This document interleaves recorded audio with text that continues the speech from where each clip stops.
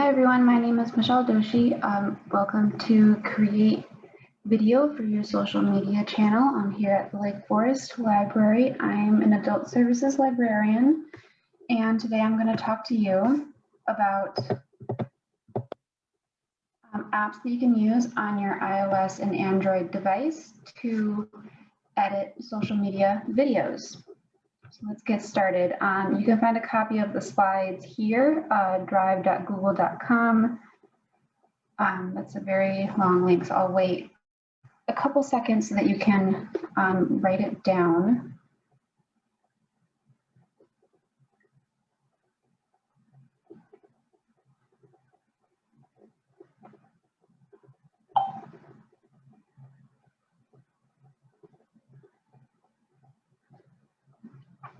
Okay, so great videos start with a great setup. When you are filming your video, you'll want to first consider some planning logistics. So start out by planning your video content rather than just trying to wing it or be spontaneous about it. You want to think about lighting, specifically that you've got your face and the top of your head and your shoulders well lit if you're going to be on camera. You'll want to think about what your background looks like. And then you want to think about any sound, any background noise that you will have, any music you plan to use in the video. So you want your video to have good sound, you want your speech to be audible, and you want to minimize any distractions in the background that might take people away from your message. If you will be on screen, you also want to consider what your outfit looks like and kind of polish yourself up a little bit. And then consider the camera angle. You might need to get a little tripod to kind of make sure that you've got your camera set so that it's not real bumpy if you're kind of moving around or walking. And then prior to shooting your video, you want to remember that much of the context of the situation you're filming in is going to be unseen by the people who view your video online. What people will see online is just the context of the video itself. So right now I don't have my camera on. So in this video that you're watching, all you can see is my PowerPoint slide, and that's the entire context of this video. Consider it an online form of public speaking. While you may not be able to see your audience is still present. They're still active listeners who can engage with what you're saying. And always practice prior to shooting your video, regardless if it's live or pre-recorded. You might iron out some kinks. You might realize that you want to talk about certain topics in a different order, or just you might learn that maybe you should say things in a different way so that it makes more sense to the people watching your video. And then also just be aware if you're talking speed, if you're talking super quick like this, people might not understand you. So try to make sure to intentionally slow down your speech a little bit. So those are just some tips for getting your video set up to succeed. Now we will talk about apps. So first, iOS apps. I am going to share my screen. I've got a few devices here logged in with me to the Zoom call. So the first one I'm going to talk about is iMovie. So I'm going to stop sharing on this screen and start sharing on another screen.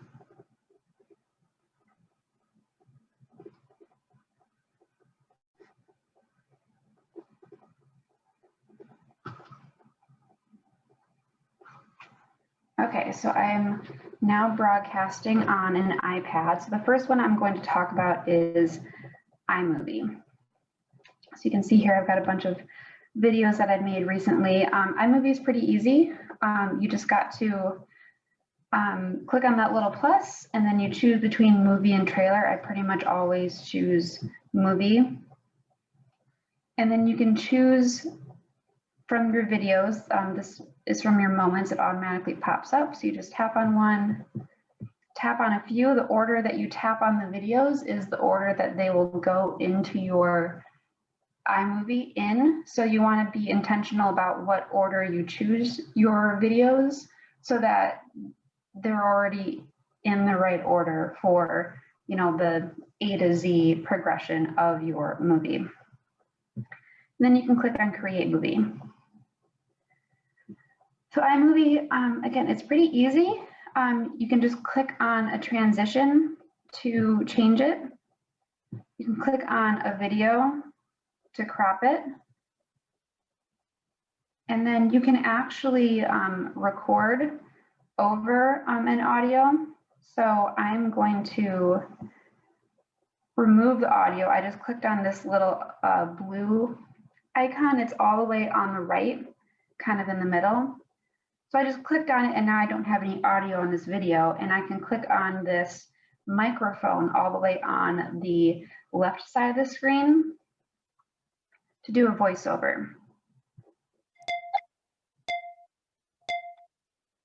So this is my voiceover. This is kind of what happens. It moves along with the video, and then you kind of see the red, you know, as your recording moves on. So I'll click on stop. And I can either cancel, retake, review, or accept. I can cancel this, and then I can put my previous audio back onto it if I want to. The camera button that's right next to that record audio button is so that you can take a video right from iMovie in there. And then the backwards pointing arrow is just an undo button. You can click on settings in the top right to use filters. You can pick a theme, add a theme soundtrack if you wish. So I can play it.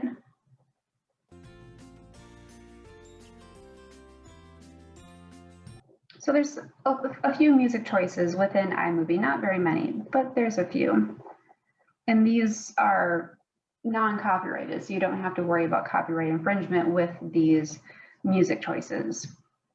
I can also click on the plus to choose photos or albums or media from other places on the iPad if there's additional stuff that I wanted to add to it.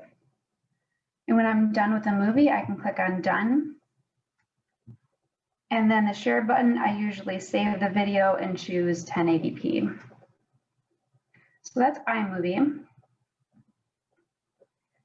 The next app that I want to share with you is called Splice.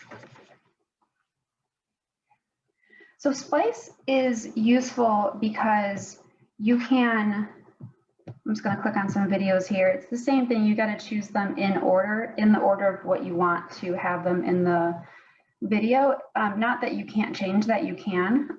But one of the nice things that I really like about Splice that's not available with as many other apps is that you can choose your aspect ratio. So if you want the video to be edited in vertical or portrait or square or landscape, you can change that aspect ratio when you edit your video in Splice, which isn't as easy to do with iMovie, specifically in the app version. So I can click on create. One of the downsides of Splice is that it's going to try to push you into its pro modes. You kind of have to, click on skip quite a few times, and then, just kind of, it'll look like an advertisement or something. I think there's at one point when I downloaded the app that it looked like I couldn't go any farther unless I paid, but it turns out that there was an X in the corner. So I clicked on the X and then, kind of skipped the other stuff. It does have a free version. So this is kind of similar with iMovie in terms of editing. There is music that you can add. There's more choices. So I can choose breezy and blue, and I can add that to my video. To crop a video, I just kind of tap on it and I can just move it. It's turning yellow and it is getting shorter. I'm at the beginning of the video, which is why it's not quite as obvious. For example, if I tap on this and then I move it, you can tell that it's cropping.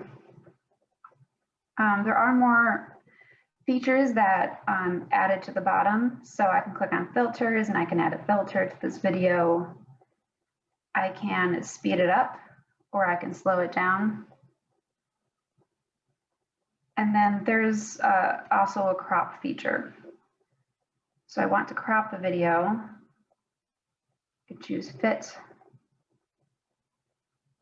And I can just put 2 fingers together and pull my 2 fingers apart, kind of like, zooming in and out like you would on an iPad to kind of work on cropping it. So those are some of the features of Splice that are kind of beneficial of why you would use that app.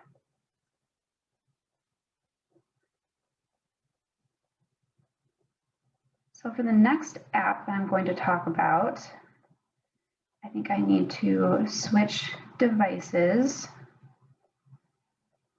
Yes, one moment. So I'm going to switch off the iPad. So I'll stop broadcasting there. And then I'm going to start broadcasting on my iPhone here.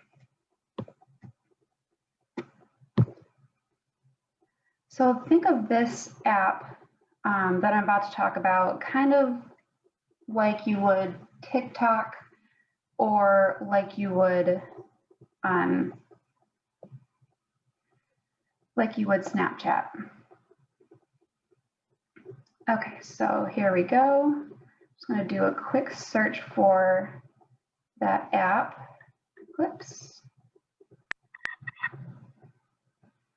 Okay, hi everyone. So get to see my smiling face for a second.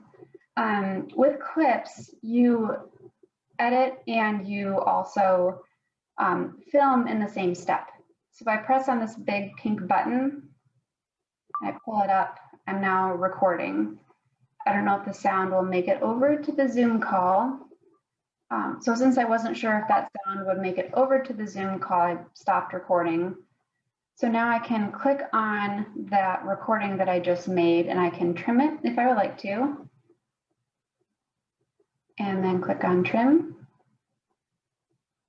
And then there's also effects. So this is probably the fun part. I can use my face or I can be a mouse instead.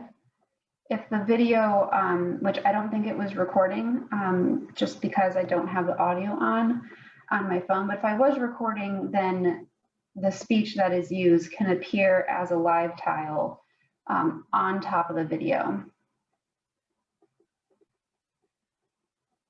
So you can also add, some stickers and other fun stuff to the video.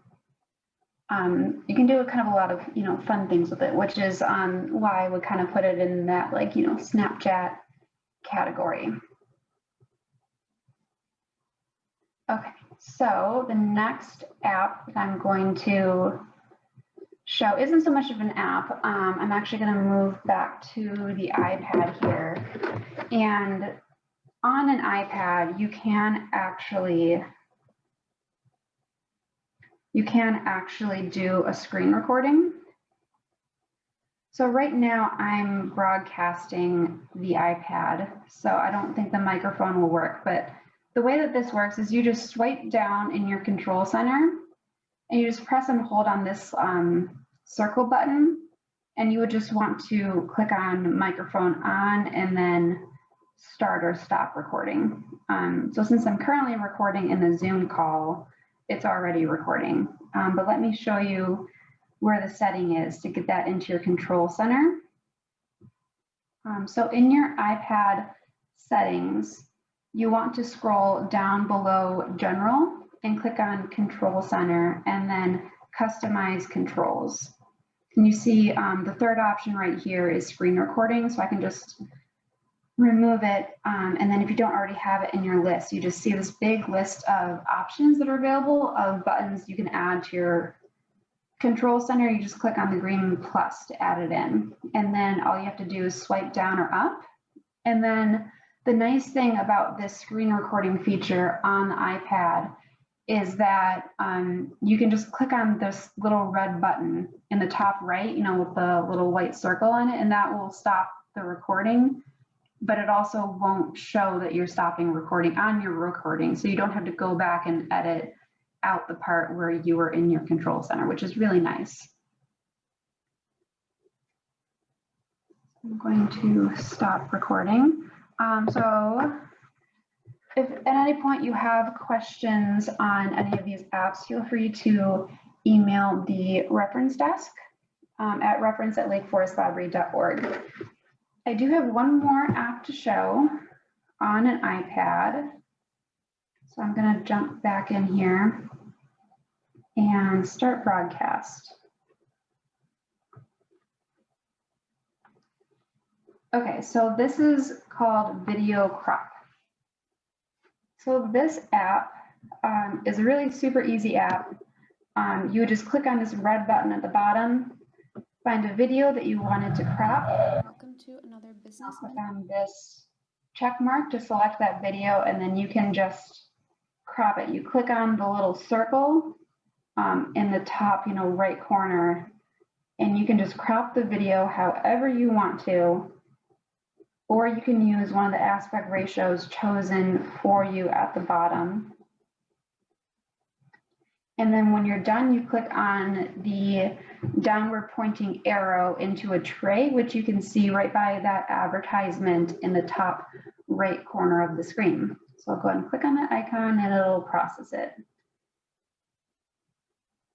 All right, so those are the apps that I had prepared for iOS.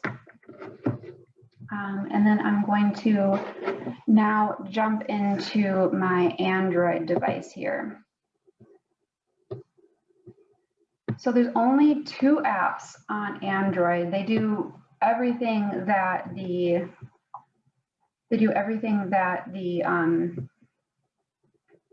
iOS apps do, but you only need 2, which is kind of nice, rather than, you know, the 5 that I just showed you.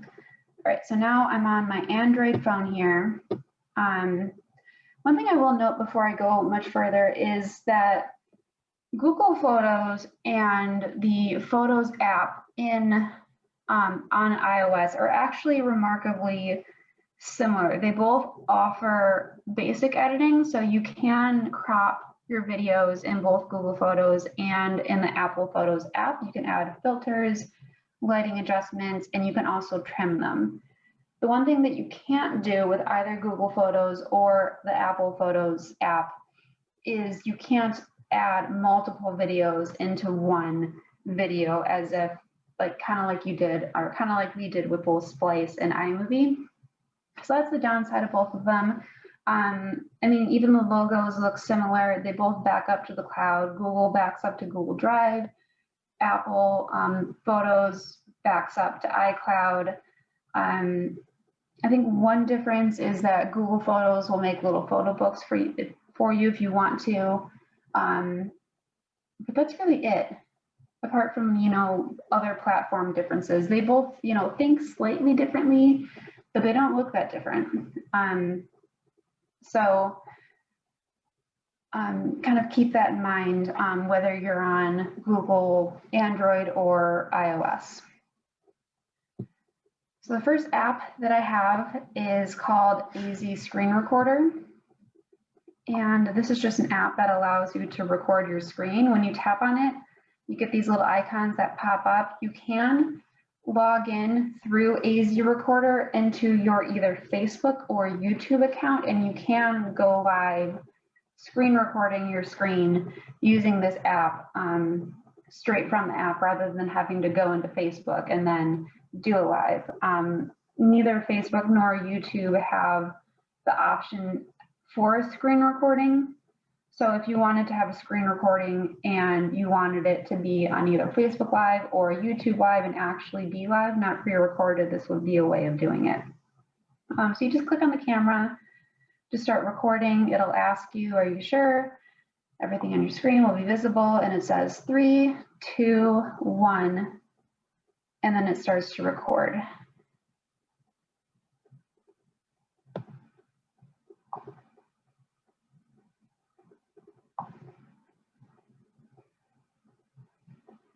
So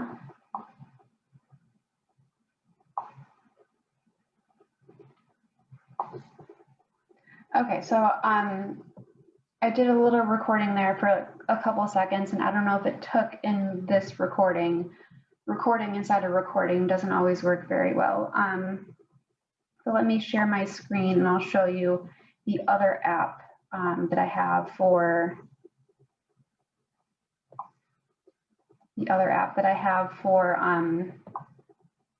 Android, which is called UCut.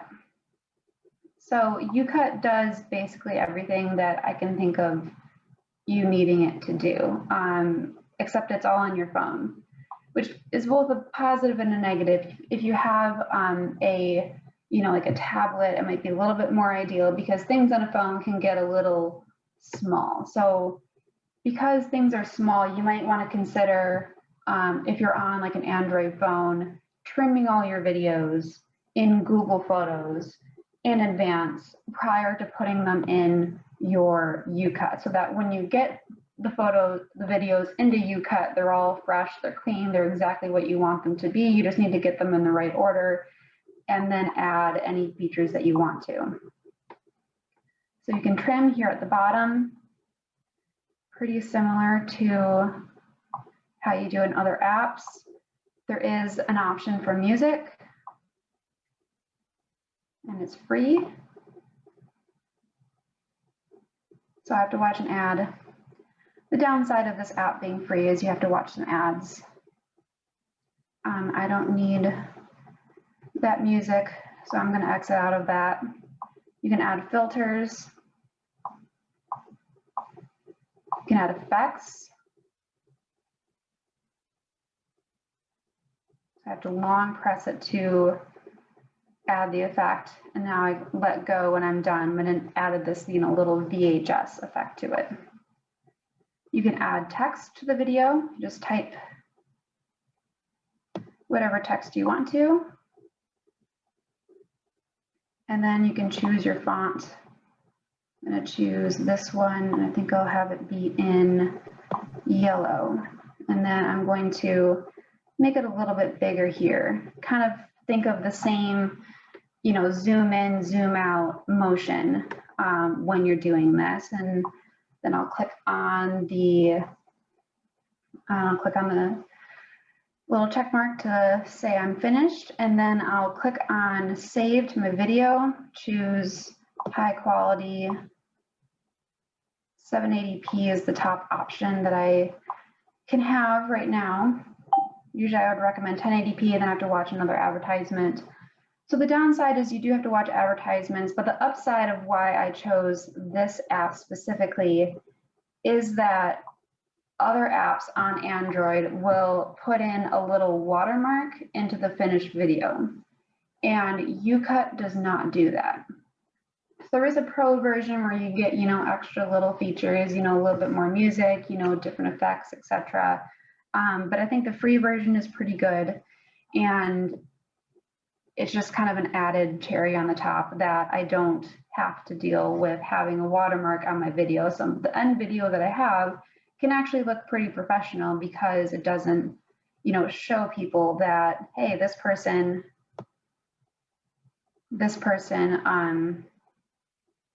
was, sorry, I'm trying to stop sharing my screen here. I'm gonna go back to the Zoom call. This person was using, a free app that you can find on a phone. So I'm gonna go back into my PowerPoint here.